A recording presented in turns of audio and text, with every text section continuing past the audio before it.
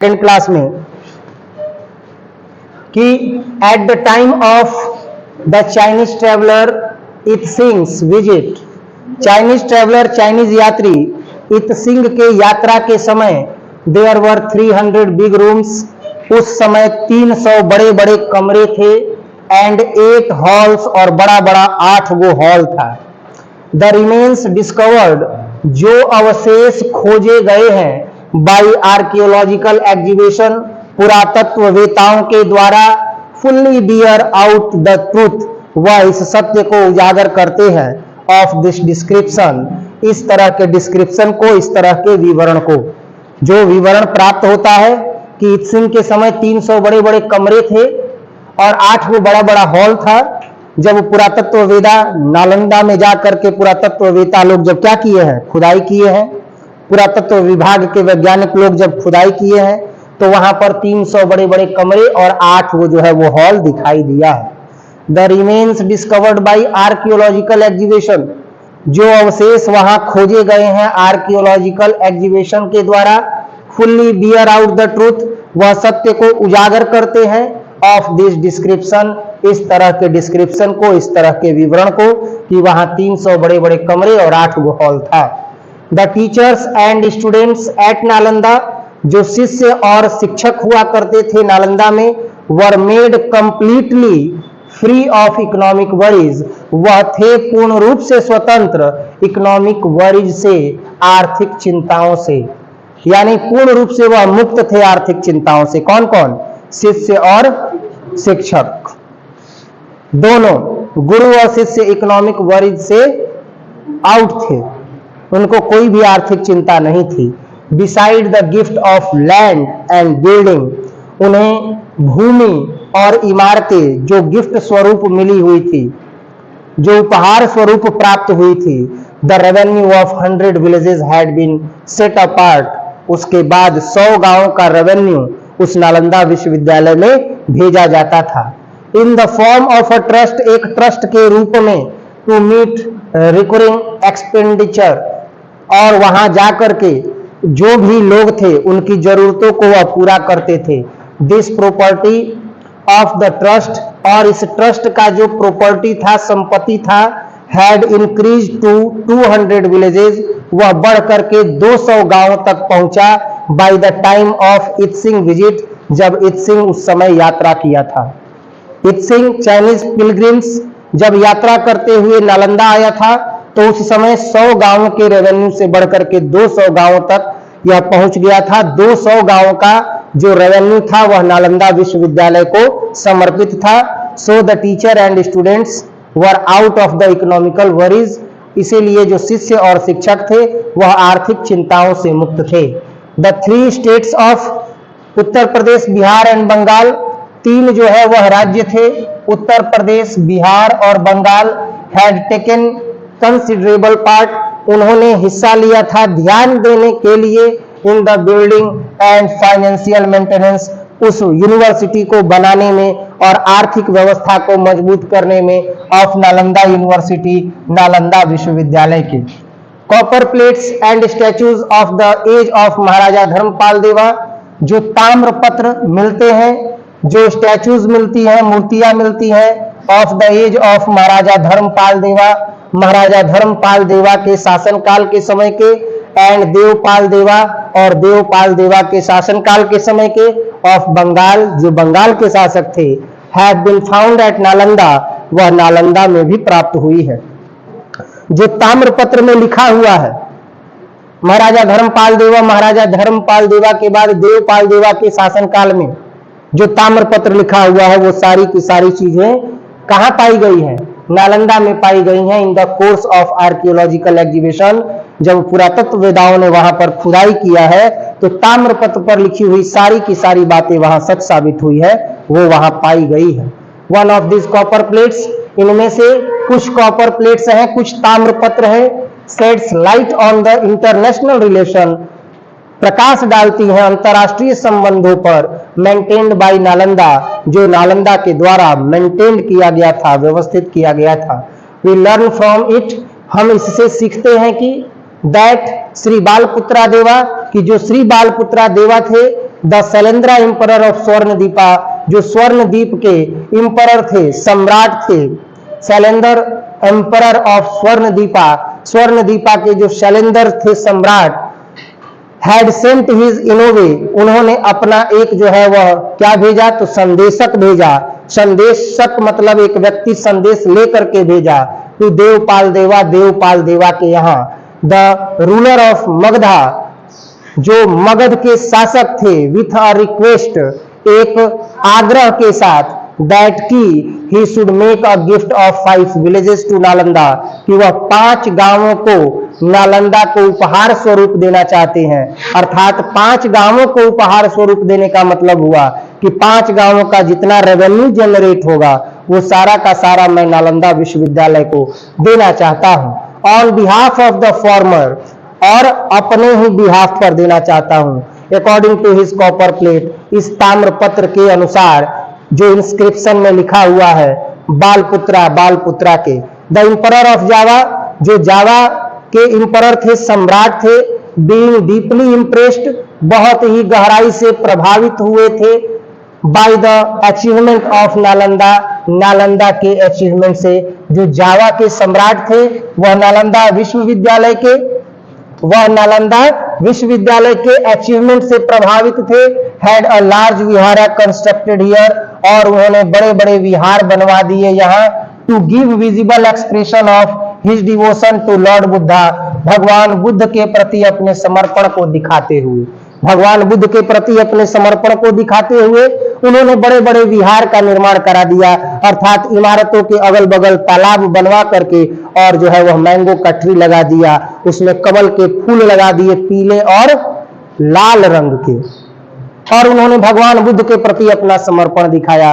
जैसे हम ही लोग अभी पढ़ा रहे हैं, अब पता चला कि किसी चीज का जरूरत पड़ गया, हमारे पढ़ाए हुए जो है वह 10 विद्यार्थी नौकरी कर रहे हैं, और जैसे ही उनको पता चला तो वो बोलेंगे सर आपने कहा था कि आपको इस चीज की जरूरत है, हम इस चीज का इंतजाम कर देंगे सर, आप निश्चिंत रहिए। और 10 लोग मिलकर के उस चीज का इंतजाम कर दिया। तो उन्होंने उस चीज का इंतजाम किया या अपना समर्पण मेरे प्रति दिखाया? उन्होंने अपना समर्पण मेरे प्रति दिखाया कि सर आप जब भी कष्ट में रहेंगे हम आपके साथ खड़े रहेंगे। समझ में आ रहा है ना? तो ऐसे ही जो जावा देश के सम्राट थे उन्होंने भगवान बुद्ध के प्रति अपना समर्पण दिखाते हुए क्या किया, तो बड़े बड़े विहारा का निर्माण करा दिया, अर्थात विहार बनवा दिए, तालाब और बगीचे बनवा दिए। This is but an example that, यह केवल एक उदाहरण नहीं है कि has survived by sheer chance, जो अब तक ऐसे ही शेयर चांस से जो है अस्तित्व में है, and which gives us an indelible impression of the glory, यह हमें देता है एक बहुत गहरा प्रभाव, एक बहुत गहरा प्रभाव of the glory which Nalanda enjoyed the world over, उस गौरव का विच नालंदा एंजॉयड, जिसे नालंदा ने एंजॉय किया, जिसे नालंदा ने स्थापित किया, द वर्ल्ड ओवर, पूरी दुनिया में। पूरी दुनिया में नालंदा ने जो अपना आधिपत्य का प्रभाव डाला ज्ञान का, यह उसका एक बेहतरीन उदाहरण है कि देश विदेश के लोग भी जो है वह गांवों के रेवेन्यू को नालंदा विश्वविद्यालय को दिया करते थे। इंडिड सचमुच द नालंदा महावीरिया आर्या भिक्षु संघ, नालंदा का जो आर्या महाभिक्षु संघ था, was held in great esteem all over Asia, वह निकल पड़ा ऑल ओवर एशिया में। Many clay seals of this Sangha have been found at Nalanda, और इस संघ के बारे में बहुत सारे क्ले सील्स जो है वह मिले हुए हैं, बहुत सारे जो है वह भोजपत्र मिले हुए हैं जिस पर लिखा हुआ है इस संघ के बारे में, नालंदा में वो सारे के सारे मिले हुए हैं। आगे देखेंगे इसके। At the time of Hiuen Tsang visit, जब वेन टी सेंग यात्रा किया था कहां का? नालंदा का। At the time of Hiuen Tsang visit, जब वेन टी सेंग यात्रा किया था भारत में, उस समय नालंदा हैड 10,000 स्टूडेंट, नालंदा के पास कितने विद्यार्थी थे? 10,000 विद्यार्थी थे, एंड 1500 टीचर्स, और 1500 शिक्षक थे। ध्यान दीजिएगा, कितना विद्यार्थी? 10,000 विद्यार्थी। गार्जियन बंधु भी ध्यान देंगे, नालंदा में 10,000 विद्यार्थी, और शिक्षक कितना? 1500। तो 2 गो जीरो से 2 गो जीरो खत्म। आ 100 भागे कितना 15, 15 छका 90 आ 10 गो विद्यार्थी हटा दीजिए, यानी 6 गो विद्यार्थी पर क गो शिक्षक एगो हुआ ना जी। 15 गो शिक्षक आ 100 गो विद्यार्थी बचा 0 0 कटने के बाद। तो अब 100 भागे 15 करेंगे तो 15 छका 90, यानी 6 गो विद्यार्थी पर क गो शिक्षक एगो शिक्षक। अब विचार कीजिए कि आज के वर्तमान परिवेश में 200 और 250 विद्यार्थी बैठा के 150 विद्यार्थी बैठा करके एक शिक्षक अगर पढ़ा रहे हैं तो क्या सही से ज्ञान दे पाएंगे? क्या ज्ञान देने का मतलब केवल यही है कि बोर्ड के पास आ गए, अब भचर भचर कर दिए, जितना ज्ञान है उतना उगील दिए और सब स्वीकार कर लिया? विद्यार्थियों पर व्यक्तिगत ध्यान देना पड़ेगा ना जी, एक एक विद्यार्थी तक पहुंचना पड़ेगा ना।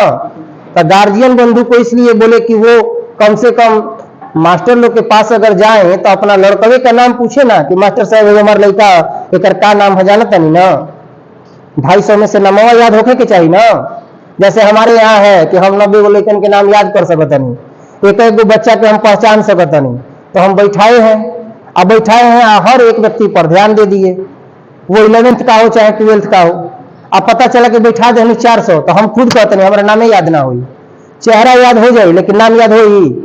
तो व्यक्तिगत ध्यान दे करके पढ़ाया जाता है बच्चों पर, भेड़ बकरियों की तरह झुंड में नहीं पढ़ाया जाता है। ये हम सीखते हैं नालंदा विश्वविद्यालय से। अभी भी नियम है, सरकार का नियम है कि एक क्लास में ज्यादा से ज्यादा कितना विद्यार्थी 70 गो चाहे 80 गो। हाई स्कूल में जाइए तो हाई स्कूल में जाइएगा तो सेक्शन ए में आइएगा तो 70 से 80 के बीच में विद्यार्थी रहता है ना। अब भेड़ बकरी की तरह बैठा दिए 250, तब क्या होगा? हल्ला करेगा, फ्री फायर खेलेगा, जो मन करेगा वो करेगा। और एक बात है, भगवान न करे कभी दुर्घटना हो जाए, जैसे दिल्ली के कोचिंग में दुर्घटना हुआ था, कितना विद्यार्थी मर गया। भेड़ बकरियों की तरह सुरक्षा के इंतजामात को तार तार करते हुए भर लिए पूरा भीड़। अब पता चला कि कहीं अगर दुर्भाग्य से शॉर्ट सर्किट हो गया या कुछ आगे लग गया तो जैसे दिल्ली वाला घटना हुआ था वैसे घटना हो सकता है। जहां कहीं भी ऐसी अगर व्यवस्था है, हम किसी एक जगह की बात नहीं कर रहे हैं, ऐसे बिहार में हजारों संस्थान चल रहे हैं जहां पर 250-400 विद्यार्थी बैठ के पढ़ रहा है और सुरक्षा के इंतजामात को जो है वो तार तार करके पढ़ाया जा रहा है। तो क्या हमें नालंदा विश्वविद्यालय से यह नहीं सीखना चाहिए कि एक एक विद्यार्थियों पर ध्यान देने योग्य व्यवस्था दे करके और हमें उन्हें पढ़ाना चाहिए? हम जितना वर्क कर सकते हैं क्लासरूम का मैनेजमेंट उतना तक ही रखना चाहिए, समझ है ना। अब यहाँ पर हम देखते हैं, इसीलिए मैंने को इंगित किया कि आप लोग भी ध्यान दीजिए कि नालंदा विश्वविद्यालय में वेन टीसंग ने जब यात्रा किया था तो 10,000 विद्यार्थी थे। 10,000 विद्यार्थियों पर कितने शिक्षक? 1500 शिक्षक थे। From this it is obvious that teachers could pay individual attention to the education and training of their students. From this इससे पता चलता है, it is obvious that यह स्पष्ट हो जाता है, टीचर्स कुड पे इंडिविजुअल अटेंशन, शिक्षक व्यक्तिगत ध्यान दिया करते थे, इंडिविजुअल अटेंशन दिया करते थे टू द एजुकेशन, शिक्षा पर, and training of their students, और अपने विद्यार्थियों के प्रशिक्षण पर। इनफैक्ट तथ्यतः Nalanda was then only a centre of higher education, Nalanda एकमात्र था जो केंद्र बिंदु था किसका? हायर एजुकेशन का, उच्चतर शिक्षा का। अति उत्कृष्ट शिक्षा प्राप्त करने के लिए सभी बच्चे नालंदा विश्वविद्यालय जाया करते थे। Similar to the institute of post graduate research, जैसे आज पोस्ट ग्रेजुएट रिसर्च किया जाता है, पीजी रिसर्च करते हैं विद्यार्थी, वैसे कोर्स को करने के लिए नालंदा जाया करते थे। Which we are now proposing to establish here, जो हम लोग कल्पना कर रहे हैं यहाँ पर स्टैब्लिश करने की। कौन? Magadh research institute. कौन कह रहे हैं? कौन कह रहे हैं? डॉक्टर राजेंद्र प्रसाद जी कह रहे हैं कि we are now proposing to establish here, हम अभी कल्पना कर रहे हैं कि ऐसा ही रिसर्च इंस्टीट्यूट जो है यहां मगध में क्या कर दिया जाए? स्टैब्लिश कर दिया जाए। Scholars from such distance country as China, Korea, Tibet, Turkistan and Mongolia came to Nalanda to study. Doctor Rajendra Prasad कहते हैं कि फ्रॉम सच डिस्टेंस कंट्री, दूर दूर के देशों से, एज जैसे कि China, Korea, Tibet, Turkistan and Mongolia, और मंगोलिया से, केम टू नालंदा, नालंदा में आए विद्यार्थी टू स्टडी, स्टडी करने के लिए, अध्ययन करने के लिए, एंड कलेक्ट बुद्धिस्ट लिटरेचर, और बौद्ध साहित्य को उन्होंने संग्रहित किया। It had the biggest library in Asia, Nalanda में सबसे बड़ा लाइब्रेरी था एशिया का।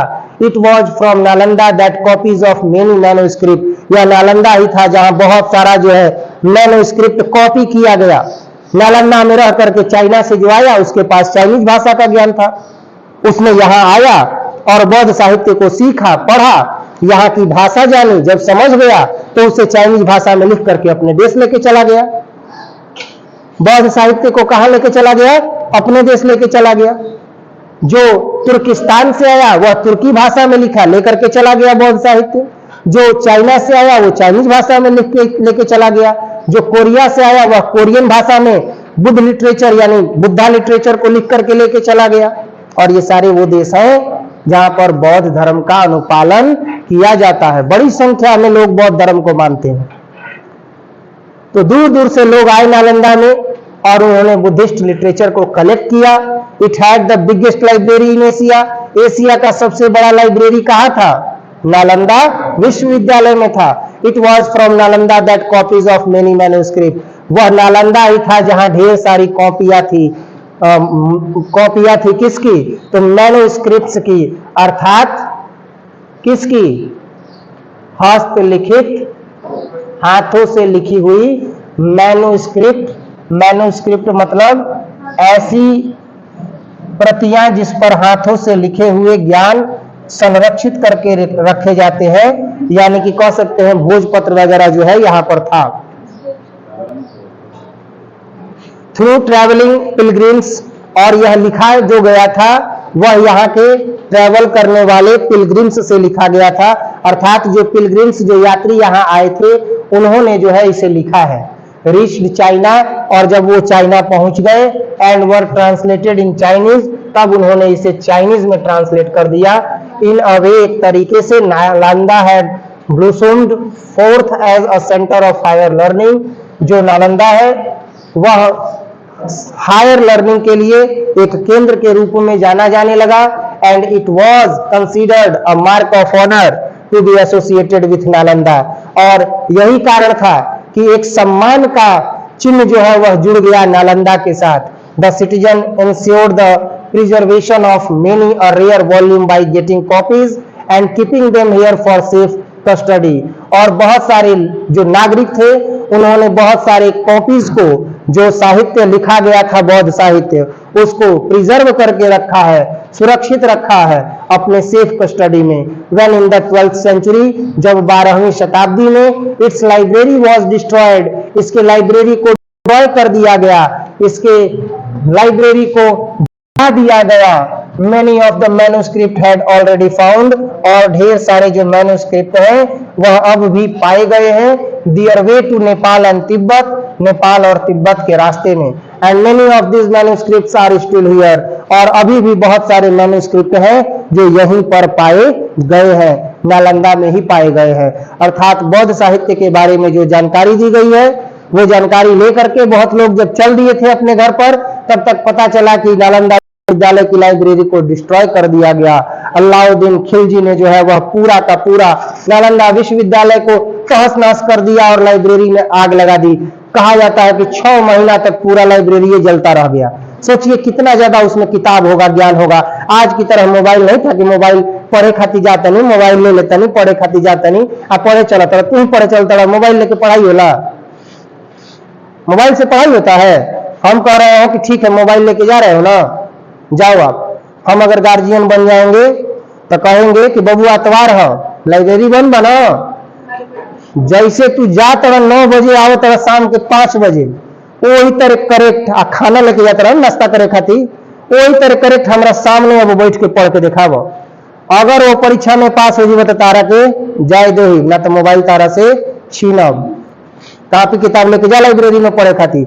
हम कह रहे हैं जिस दिन 9, 10, 11, 12 के विद्यार्थियों को केवल कॉपी या किताब लेके भेजा जाएगा लाइब्रेरी में पढ़ने के लिए, वो स्कूल छोड़ करके और जो लाइब्रेरी जा रहा है, जो कोचिंग छोड़ करके लाइब्रेरी जा रहा है, वो अब फिर से कहां जाने लगेगा? स्कूल, अब फिर से जाने लगेगा कोचिंग। 9 क्लास के बच्चों और 10 क्लास के बच्चों, 11 और 12 के बच्चों के हाथ में एटम बम दे करके आप भेज रहे हैं आपकी अपना भविष्य बनाओ। बनाएगा कभी भविष्य? अजीब तरह की मानसिकता हो गई है गार्जियन की, सोचने वाली बात है। का तो मोबाइल से पढ़ाई होता, कापी कलम से पढ़ाई ना हुई। हमने के कापी कलम से पढ़े वाला आदमी नहीं जा, आज भी कापी या कलम से पढ़त नहीं जा। इतना कठिन कठिन चीज बतावे के बाद पढ़त नहीं जा, मोबाइल से ना, कापी या किताब से पढ़त नहीं जा, तब जाके पढ़ावत नहीं जा। बच्चे बस मूर्ख बना देते हैं, पढ़ाई के नाम पर भरपूर स्वतंत्रता दी जाती है। समझ में आ रहा है ना? का तो बबुआ पढ़ता, बुचिया पढ़ती है। अरे थोड़ा सा अंकुश भी लगाना चाहिए। बैल जैसी शक्ति जब हो जाती है तो उसको भी नाथ करके एकदम, समझ रहे हो ना, कंट्रोल में रखा जाता है, और आज है ही नहीं। तो नालंदा विश्वविद्यालय में हम देख रहे हैं कि जब इतना सारा ज्ञान अर्जित करके अलग अलग तरह का ज्ञान जो है चाइना से जो है वो चाइना का ज्ञान वहां पर लिख करके चला गया, यहाँ का ज्ञान लेके वहां चला गया। तिब्बत से जो आया वह तिब्बत का ज्ञान यहाँ लिख के चला गया और यहाँ का ज्ञान लेकर के तिब्बत चला गया। इसी तरह से जब वो अलाउद्दीन खिलजी ने लाइब्रेरी को जलाया तो उस दौरान नेपाल और तिब्बत के रास्तों में कुछ विद्यार्थी वो ज्ञान लेकर के जा रहे थे, मैन्युस्क्रिप्ट लेकर के जा रहे थे, जिसको आप फेयर कह सकते हैं, नोट्स लेकर के जाना। तो वो मैन्युस्क्रिप्ट लेके जा रहे थे, हाथ से लिखे हुए जो मैन्युस्क्रिप्ट हैं, भोजपत्र हैं, उसे लेकर के जा रहे थे। तो वहां से उसे कुछ संरक्षित किया गया। And many of this manuscripts are still there, और अभी भी बहुत सारे मैन्युस्क्रिप्ट है जो नालंदा में ही है। इसके आगे हम लोग देखेंगे अगले क्लास में पैराग्राफ 7।